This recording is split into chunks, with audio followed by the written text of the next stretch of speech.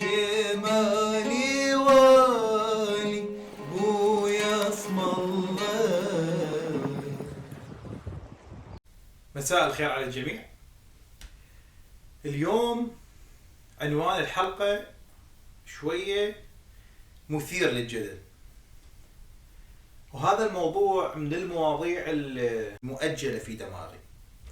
أنا من زمان أفكر أحكي بهذا الموضوع، وأنا وصلت لألمانيا كان يخطر ببالي سؤال كلش مهم: هو الكردي اللي عايش بكردستان ليش كان يشوف كردستان مكان سيء ويريد يهاجر من عنده؟ مع العلم أني كنت أشوف كردستان مكان كلش حلو. زين، إذا أنت ما تعرفني، أنا اسمي حسام وأعيش بألمانيا من سنة 2015، مهندس، أحمل شهادة الماجستير، وأحاول بهاي القناة أعبر عن تجاربي والمراحل اللي مريت بها بألمانيا، وأحاول أشرح للناس شلون ممكن تحقق أحلامها في ألمانيا، وشلون أسهل طريقة في حال إذا أرادت تجي لألمانيا إلى آخره. هاي الحلقة راح تكون مترجمة للغة الكردية عن طريق صديقة، هي راح تترجم الحلقة على مود يقدرون كل شباب كردستان يشوفوها. هذا واحد. اثنين، ما أريد أي إنسان يزعل من عندي، وأني أحترم كل الناس. وأني في كردستان عشت فترة من حياتي من العراق. كردستان كانت فترة من حياتي، وأني برأيي الشخصي هاي الفترة كانت أجمل لحظات عشتها بالعراق.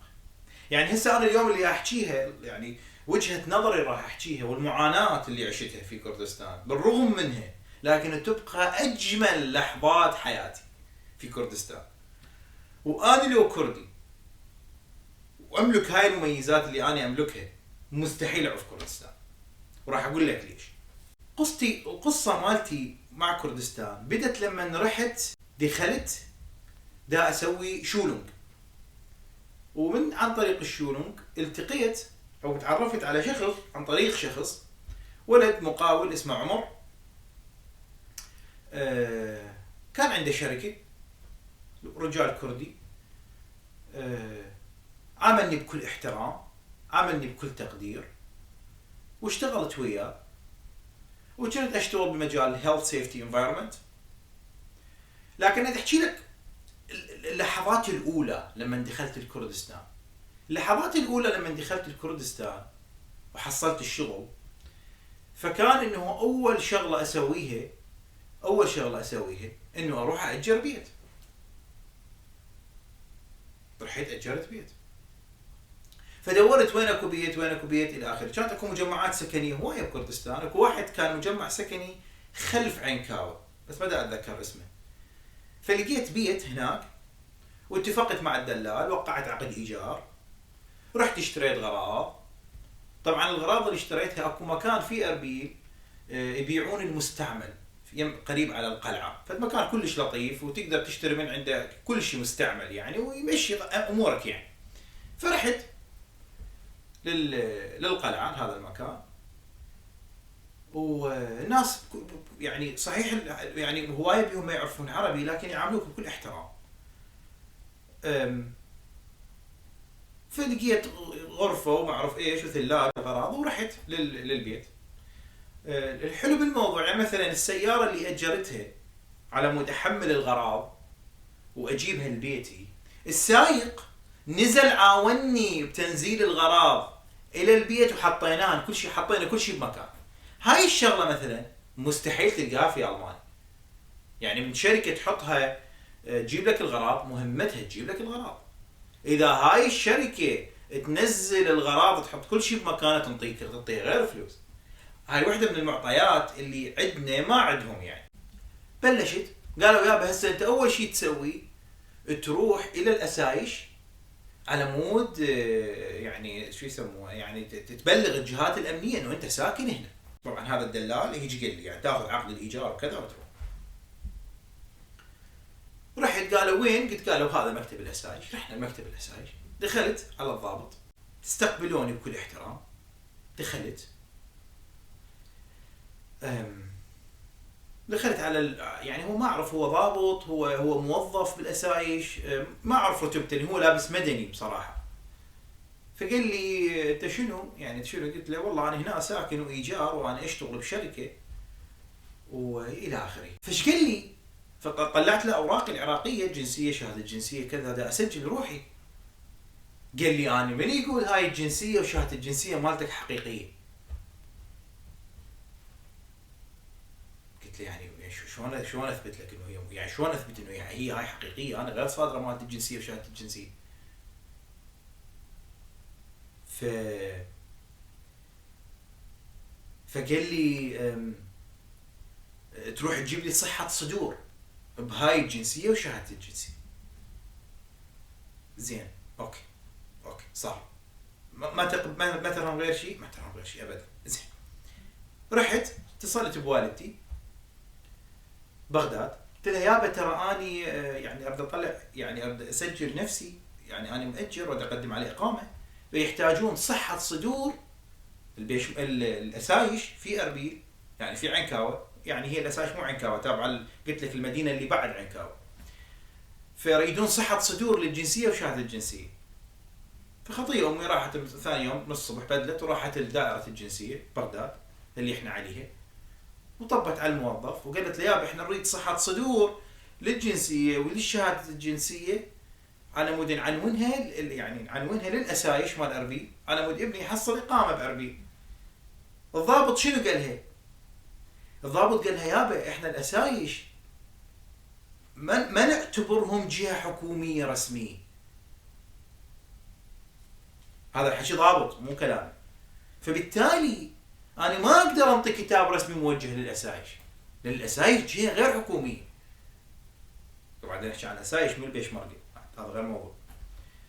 الاسايش هي الجهه الامنيه المسؤوله عن امن كردستان، طبعا لهم كل الشكر وناس محترفين وفعلا مسيطرين على الامن في كردستان. وهاي الشيء دا احكي، انا دا احكي الاشياء اللي صارت وياي فقط لا اكثر ولا اقل. يعني احكي لك معاناتي من نظرة عربي او اجنبي داخل الى كردستان، عراقي عربي، دا احكي لك معاناتي. لكن هو كجهاز اسايش جهاز جدا محترف وحافظ على امن كردستان بشكل رائع الى هذه اللحظة يعني. فقال لي انا اسف الضابط ما اقدر انطيك، يعني الامي قالها ما اقدر انطيك صحة صدور، لان الاسايش بالنسبة انه جهة غير رسمية. زين، خابرت امي التليفون قالت لي يابا انا ما اقدر اقول لك، ما اقدر اعطيك صحة صدور، الضابط هيك قال لي. فانا رحت مرة ثانية الى دائرة الاسايش، فقلت نفس الموظف قلت له يابا انا اسف ما اقدر اجيب لك صحة صدور، لانه الضابط بالعراق بغداد قال انتم جهة غير رسمية، انا ما اقدر اعطيكم كتاب رسمي.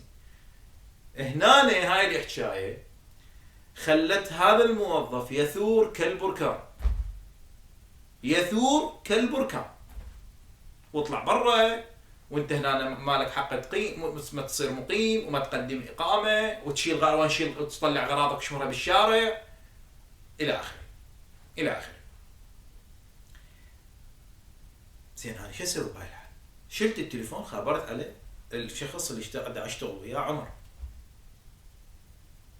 عمر جدا مؤدب جدا خلوق. قلت له يا استاذ عمر ترى الوضع كذا كذا، انا يعني ما اقدر اسجل الى اخره، هذه القصه ولازم اشيل غراضي واطلع، فما اعرف يعني تقدر انت تساعدني بهذا المجال؟ فقال لي ايه صار، راح ادز لك واحد. فعلا اجى شخص من طرف عمر، شخص كردي، واخذني ورحنا الى مكتب الاسايش. فحكى وياه بالكردي، طبعا انا ما افهم كل الكرد، يعني ما افهم كل الكلام باللغه الكرديه، لكن مقتطفات يعني. فقال له انه هذا الانسان مهندس يشتغل ويانا، احنا نعرفه الى اخره. فذاك من يعني انا من هذا الشخص كان وياي، ذاك الشخص هدأ ولان وكذا الى اخره، قال لا اوكي ما يحتاج صحه صدور، لازم تجيب لي كفيل، لازم اكو شخص بكردستان كردي يكفلك، يقول انا هذا الانسان اكفله، على مود اذا انت طلعت حشاك يعني زباله، هذا الكفيل مالتك احنا نحاسبه. زين. فقال لي يابا انت عندك كفيل هذا الولد اللي اجى وياي ابن عمر؟ قلت له والله ما اعرف، راح ادور يمنا يسرى ولا تلقى لي كفيل. هنا شخص جدا رائع، صديق ابوي، هو مهندس، كانوا يعني ويا ابوي يشتغلون اثنيناتهم زمن صدام في خانقين، اثنيناتهم مهندسين، والدهم مهندس كهرباء، وهو يعني عنده فد منصب كبير في اربيل، يعني منصب مدني وليس عسكري، انسان جدا محترم، استاذ علي، بس ما اقدر اقول وين يشتغل. ف اتصلت بي، وابوي اتصل بي، طبعا اتصلت بي، طبعا انسان جدا رائع، قمه بالاخلاق. فقال لي تعالي للدائره اللي يشتغل بيها، طبعا هو يعني يشتغل يعني في مكان عالي جدا، يعني فما اعرف شلون اوصل له يعني. المهم فرحت لباب الدائره وقلت له، قلت لهم يابا ترى انا جاي على استاذ كذا، قالوا اي تعالي انتظرك. دخلت مكتبه وسكرتاريه مالته والى اخره. فقلت له استاذ انا جدا اعتذر منك واعرف انت كلش مشغول والى اخره، لكن هذا الموظف في دائره الاسايش يريد من عندي كفيل، وما عندي انسان غيرك يكفلني يعني، فيريد تكفلني. قال لي يعني ما يصير اخابرهم بالتليفون، يعني تعرف انا مشاغلي هوايه ومشاريع وكذا. قلت له والله يا استاذ يعني ما اعرف، بس اعتقد لازم تجي وياي. فايش سوى خطيه؟ قام هو من مكتبه قال انا راح اخذ اجازه يعني زمنيه حنسميها بالعراق، فبلغ السكرتاريه قال لها اي اجتماعات عندي تلغيها، انا اليوم عندي شغل طالب. فصعدت ويا هذا الانسان بسيارته الشخصيه ورحنا على مكتب الاسايش. دخلنا، طبعا استقبلوه استقبال كذا، بس ما يعرفون هو منه، يعني يعرفون ان هذا الشخص كردي الى اخره، لكن ما يعرفون هذا منه. فقعدنا يم المكتب يم هذا الموظف نفسه اللي قال لي يعني لازم نجيب كفيل. فاستاذ علي من دخل وعرف نفسه وعرف انه هو وين يشتغل وشنو البوزيشن مالته، الموظف ذاك كلش استحى، يعني كلش خجل وكلش استحى، وقال له استاذ احنا كلش اسفين انه جبناك، احنا كذا، يعني دا احاول افتهم، احنا كلش اسفين، يعني ما كان المفروض تعوف مركزك وتجي الى اخره. هو ما يعرف انه انا اعرف هذا الانسان، فسجل انه هو الكفيل مالتي الى اخره. يلا قبلوا انه اني انه يعني يسمحوا لي انه اجر بيت واقعد في كردستان. طبعا انا جدا سعيد، كنت كلش سعيد انه سمحوا لي. ليش؟ لانه كردستان بالنسبه لي مدينه كلش حلوه، مدينه جدا امنه، الناس بها كلش طيبين ودودين،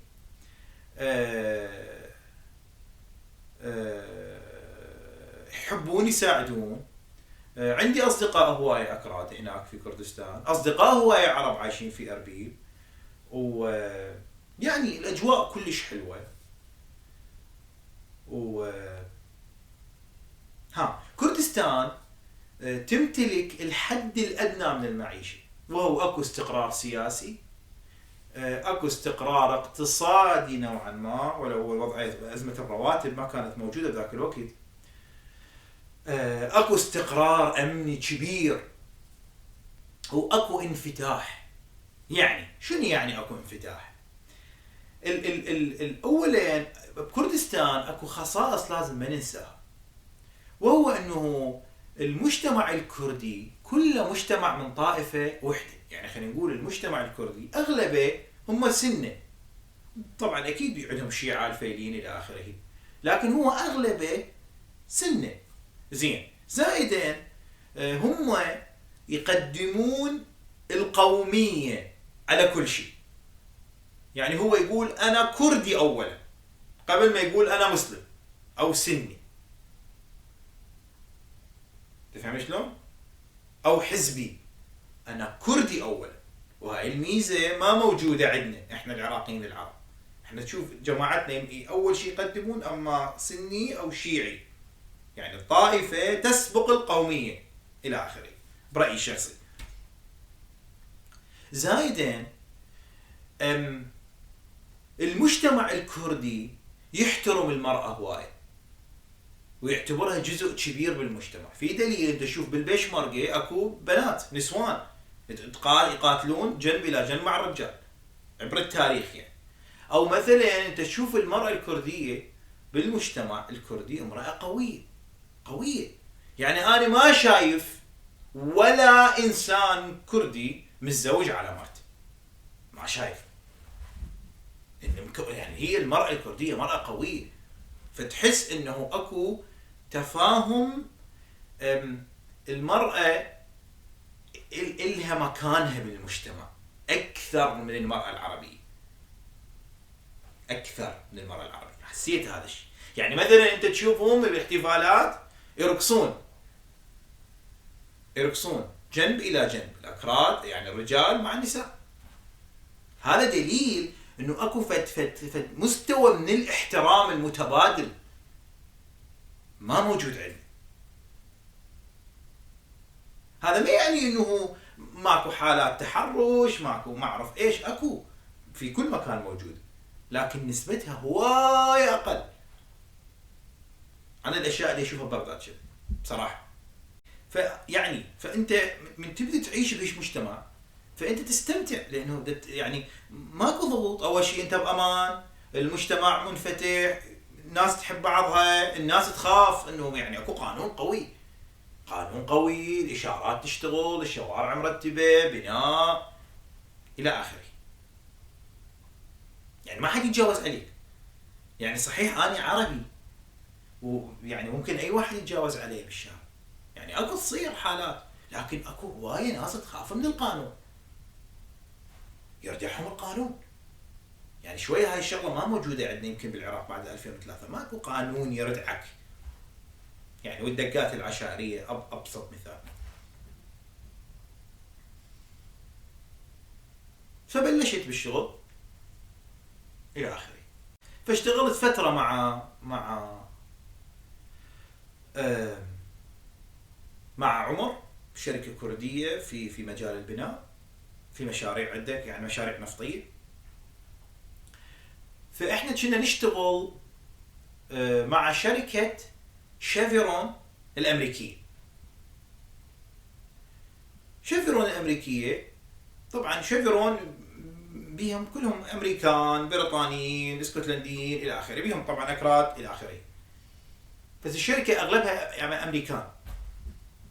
فصارت عندي علاقه قويه بيهم. يعني كان عندي صديقي مثلا جويدو، لحد الان صديقي بالفيسبوك، جويدو اسكتلندي، لويس امريكي الى اخره. ففد يوم عزموني بالجيرمان بار. بالجيرمان بار طبعا انا ما كنت اعرف اني راح اروح لالمانيا.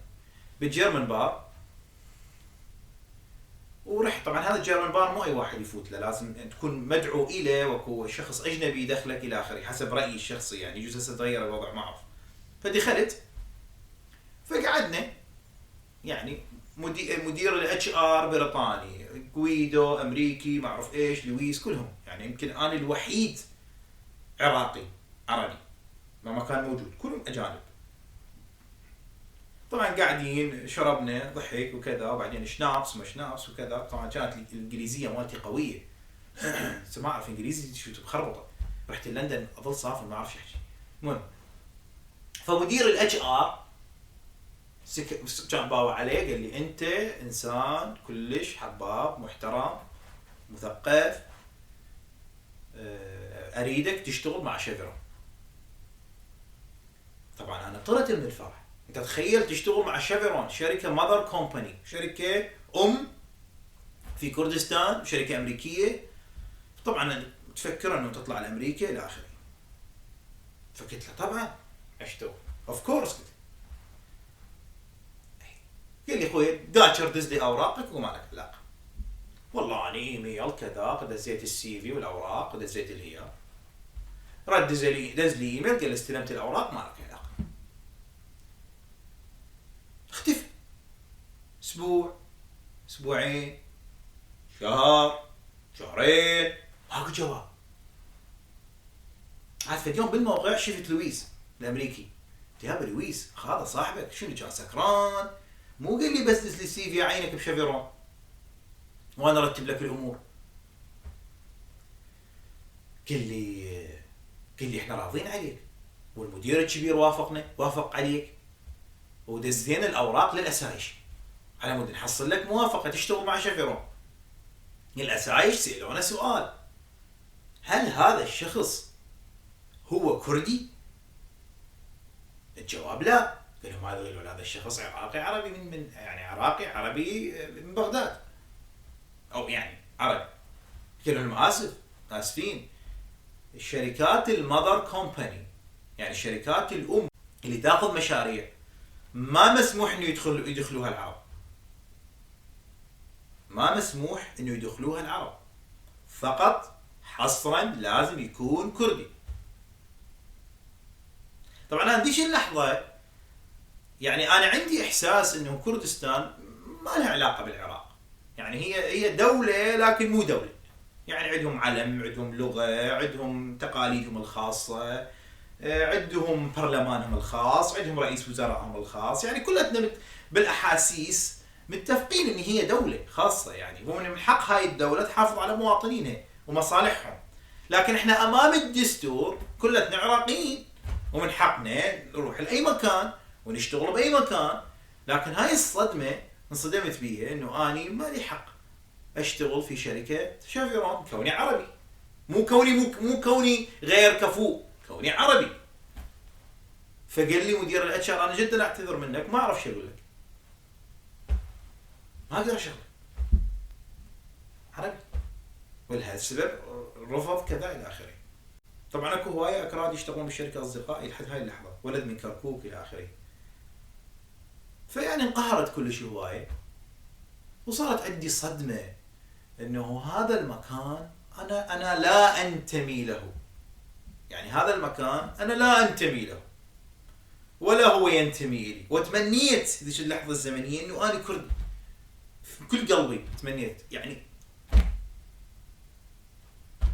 اخلو انا كردي. لان الاكراد اللي وياي بشيفرون راحوا سووا لهم تدريب 6 شهور في تكساس شيفرون مثلا، على مود يرجعون يشتغلون بشركات المذر كومباني. فاني هنا كلش انقهرت وقررت اطلع من هاي الشركه، شركه عمر صديقي، واروح الى شركه ثانيه اللي هي شركه اويل سيرف.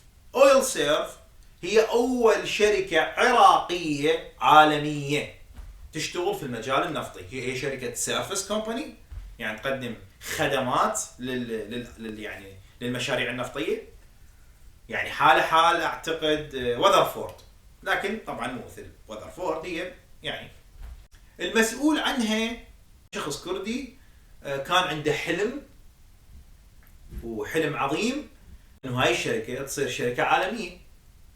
فبدا يطبق الاستندرات العالميه،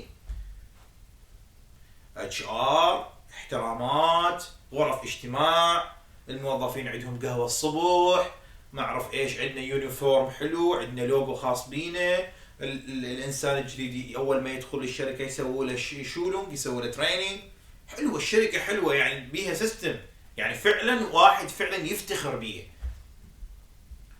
دخلت الاويل سيرف براتب كلش محترم ذاك الوقت. طبعا اللي وياي كلش راعي، يعني كان الفريق مالتنا متنوع، كان ويانا سرمد كردي، عباس كردي، طبعا اثنينهم يحملون الجنسيه البريطانيه وعايشين بريطانيا وعايشين بكردستان، وارفع لهم القبعه، لان انا لو بمكانهم اسوي نفس الشيء. وكان ويانا عمر كردي هم يملك الجنسيه البريطانيه، والباقيين كان عندي حسين عربي، مديري ليث كان عربي، شباب حلوين مثلا عمر كان يشتغل بغير بقسم، محمد الى اخره. فكنا جروب كلش عظيم، مره نحكي انجليزي، مره نحكي عربي، مره كردي شويه كذا. فالعلاقات حلوه، كنا نشتغل، نقعد سوا، نسهر سوا، نلعب دومنا سوا. فد اجواء عظيمه، فد فريق يخبل، يعني فعلا من اللحظات الكلش قليله ان واحد يتمنى يكون بالشغل مو بالبيت، هالقد ما كنت متونس.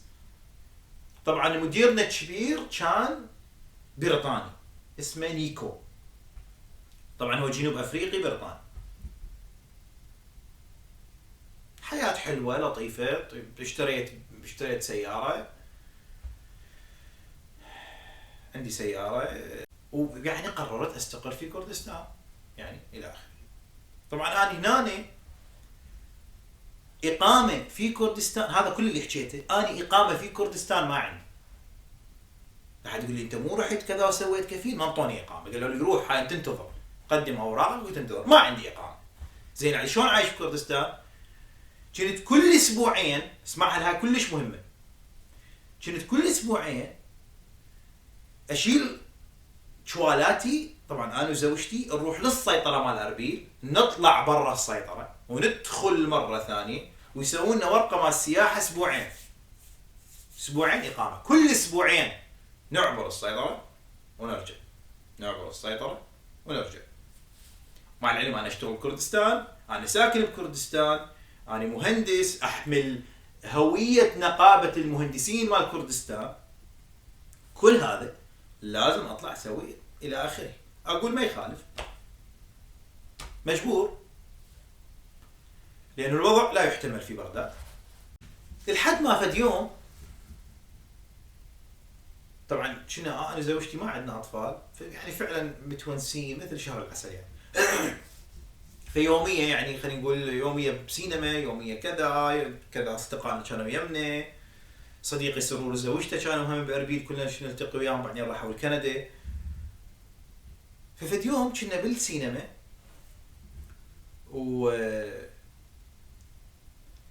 وشفنا فيلم، طبعا ب 12 بالليل خلاص الفيلم، ب 12 مثل بالوحده، فصعدنا بالسياره، كان عندي سياره اتذكر كانت سيراتو ناصي، كيا سيراتو، وراجع للبيت كنت مأجر.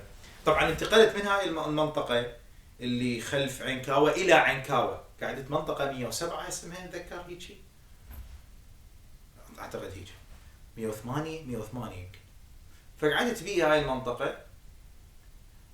طبعا هم نقلوا اوراقنا مال اسايش، صرت باسايش كردستان عنكاوه، ويوميا اروح اراجع على الاقامه، يقولوا لي بعد الاقامه مالتك ما طالع، يعني كل ما فتره اروح، كل اسبوعين اروح، كل شهر اروح، ما طالع، يقول لك ما عندك اقامه.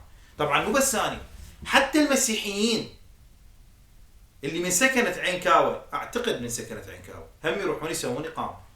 يعني اتذكر كانت اكو عائله مسيحيه قاعده بصفي، يعني جيراني، هم يروحون كل فتره يسوون اقامه مثلي، يعطوهم اقامه سنه.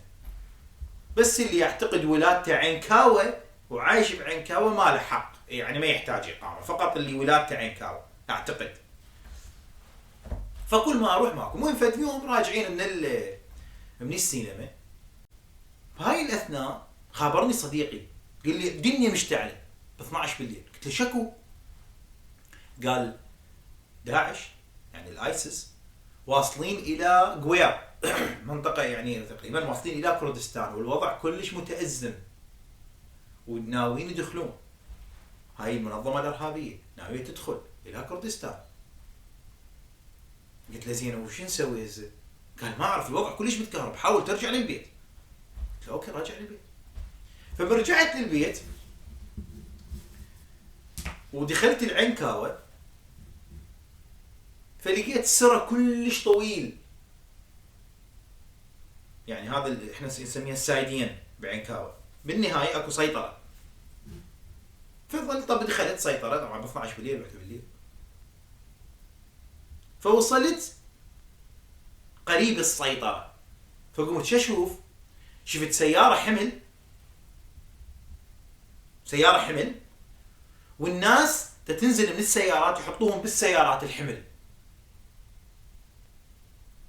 هذا الموقف ما انساه طول عمري، يعني في المنظر يعني مريب غريب. دول ليش ينزلون من السيارات ويصعدوهم سيارات حمل؟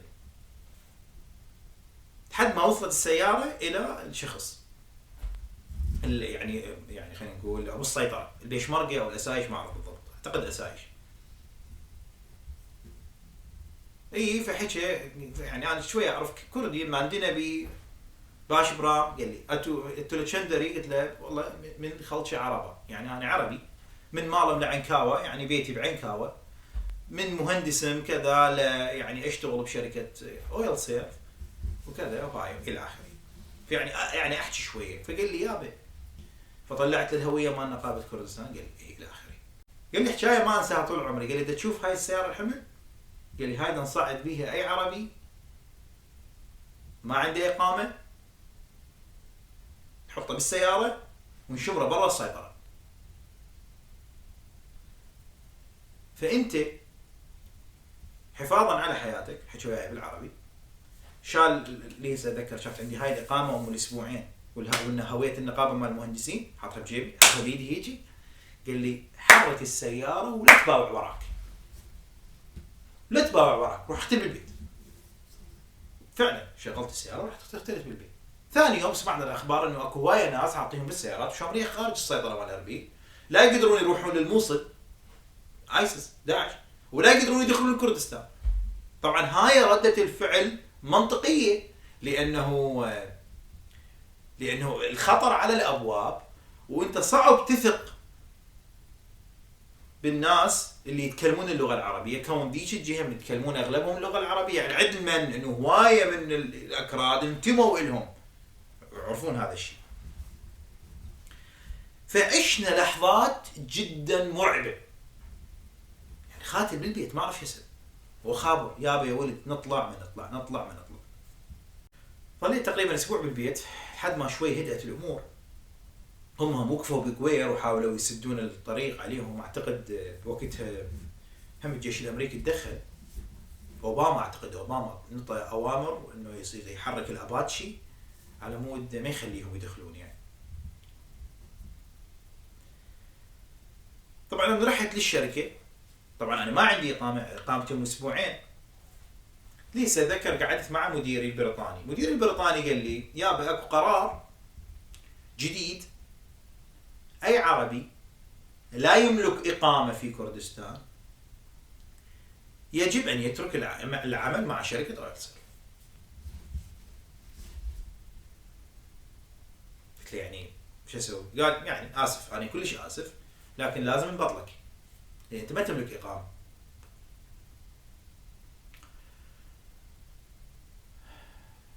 طبعا انا بديش اللحظه اسودت الدنيا بوجهي، يعني وين اروح؟ وين اروح يعني وين اولي؟ بعدين حكيت مع صديقي طبعا مديري ليث، الله ينطيه طولة العمر يعني، قال لي انا اعرف شخص عن طريق ابويا، توفى والدي الله يرحمه، وهذا الشخص محامي، هو يعني محامي كردي، هو عنده علاقات وكذا، بالكت نحاول نسأله كذا يساعدنا بموضوع الإقامة مالتك. والله عزمناه فد يوم خطير، فد إنسان كلش محترم، محامي، يجيب سيارة، هم سيارته عالية وحلو مرتب يعني، والله إنسان جدا محترم جدا خلوق، وقال سهلة بسيطة جدا. كان يوم خميس، قال لي باكر تروح للمكتب مال اسايش مال عنكاو. قلت له باكر جمعه ما حد يداوم. قال لي لا روح انا موجود. والله فعلا رحنا اعتقد ساعه من 10 الصبح، رحت لقيت المكتب مال اسايش مسدود، فلقيت الباب طلع لي واحد، قلت شنو جاي اليوم معزلين احنا؟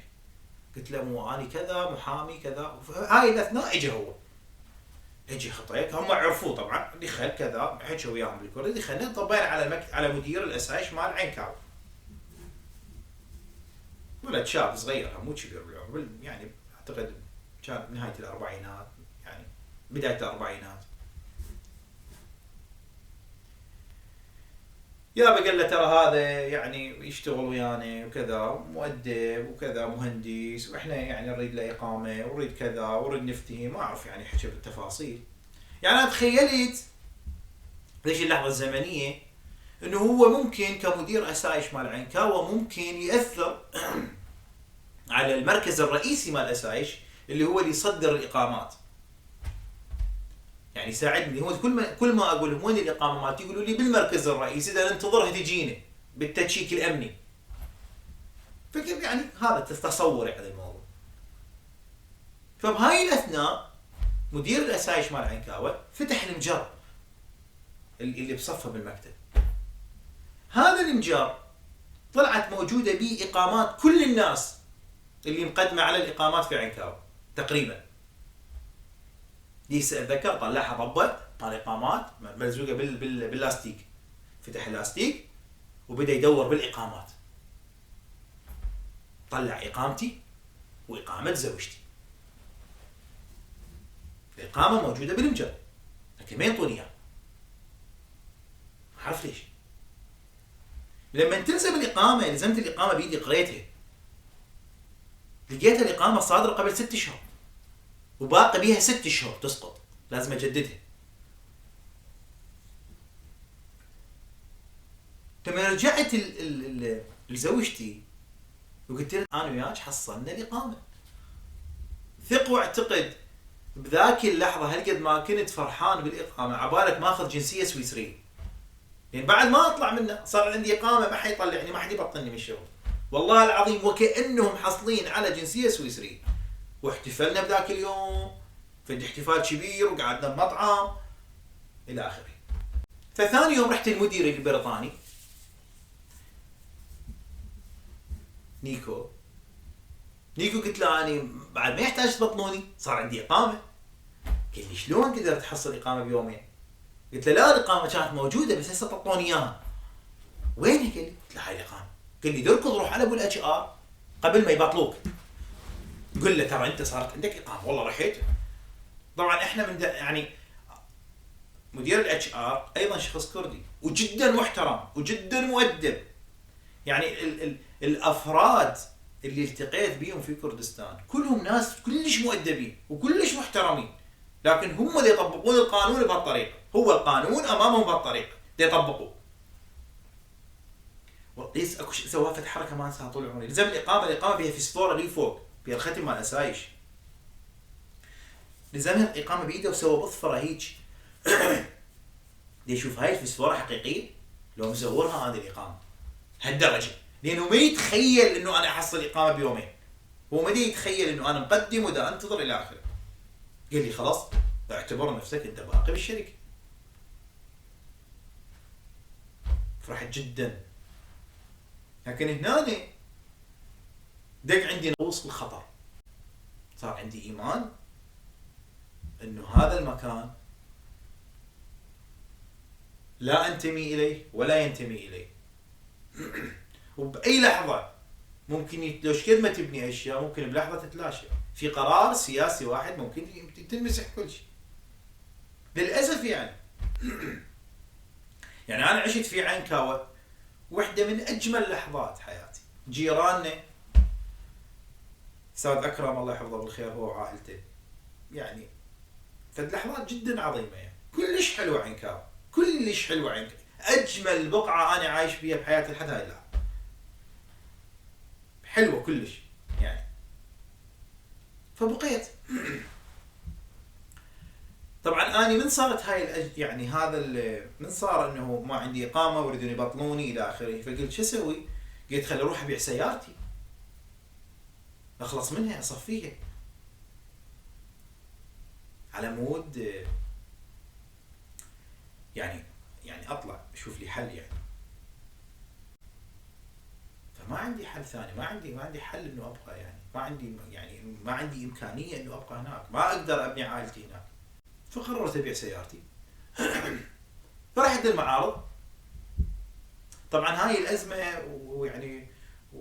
يعني ذول الارهابيين الجايين والى اخره، والازمه اللي تمر بها كردستان والوضع مشحون كلش بين العرب والاكراد. رحت ابيع سيارتي، كانت عندي ريو، يمكن اخر شيء صارت عندي ريو.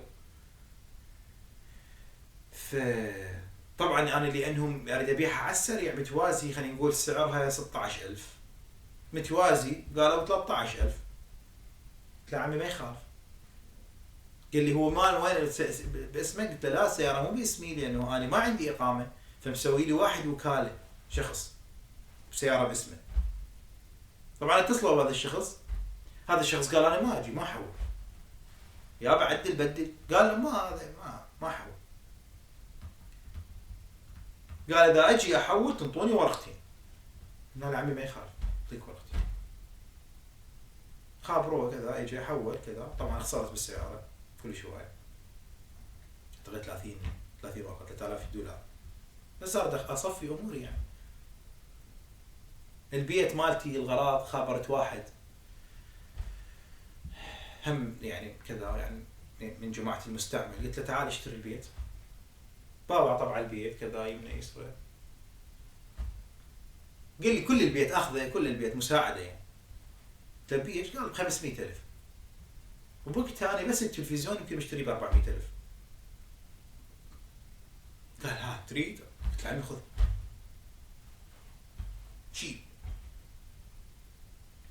بقيت فقط دوشقين قبل ما اطلع تهريبي لألمان.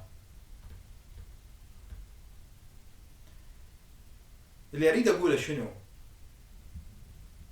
لو انا كنت كردي كان مستحيل اعوف كردستان. وهواي اكراد عايشين في كردستان يملكون الجوازات البريطانية والألمانية والسويدية، كلهم عايفين هاي البلدان راجعين لكردستان. شوفوا انتم داير ما دايركم، خاصة الشباب الكردي يعني، شوفوا ايش قد اكو ناس رايحين راجعين.